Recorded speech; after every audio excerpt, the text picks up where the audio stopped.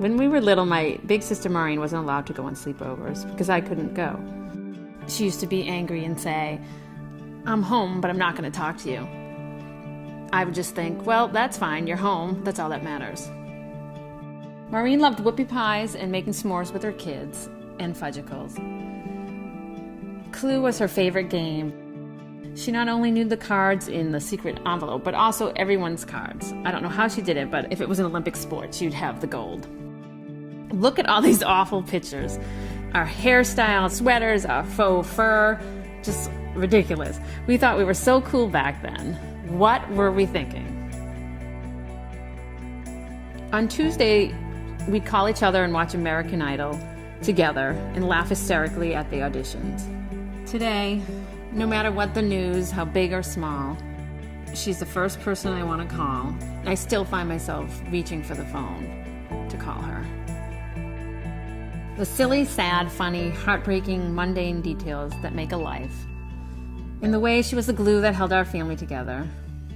All part of who she was and who I became because of her. Having an older sister shapes every part of you, from how you dress, to what you think is cool, to which boys you really like.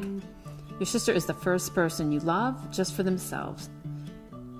She's the way you learn about unconditional love, the kind of love that is an action, not just a feeling. I want to look at these photos together with her and laugh at ourselves. It makes me angry that I can't. Maureen was an amazing gymnast. She had a lot of personality, the way she didn't hold back on anything, especially her laugh. I still can hear it. Her strength and her absolute grace was seen in her gymnastics, and she maintained it through her courageous fight with her cancer, even to the end. She married her high school sweetheart. I remember at the very beginning how much I hated him, as he stole her away from me. Maureen's wedding dress had puffy sleeves, lace at the neck and along the bottom. She looked perfect, a grown-up version of her first communion.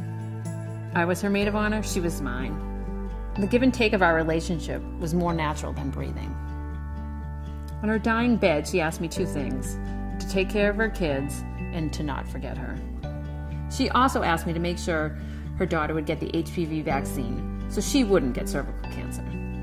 She was also determined for us to finish her scrapbooks for each of her children. I typed her last message because at the age of 37, she was unable to write.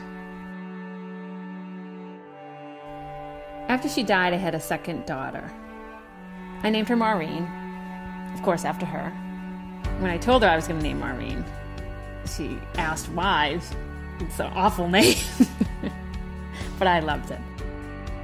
I can see Maureen all in my little Maureen. In the way her giggle gets trapped in my soul.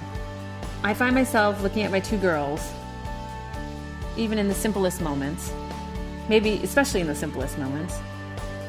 They're making this everlasting, incredible bond that they will have forever.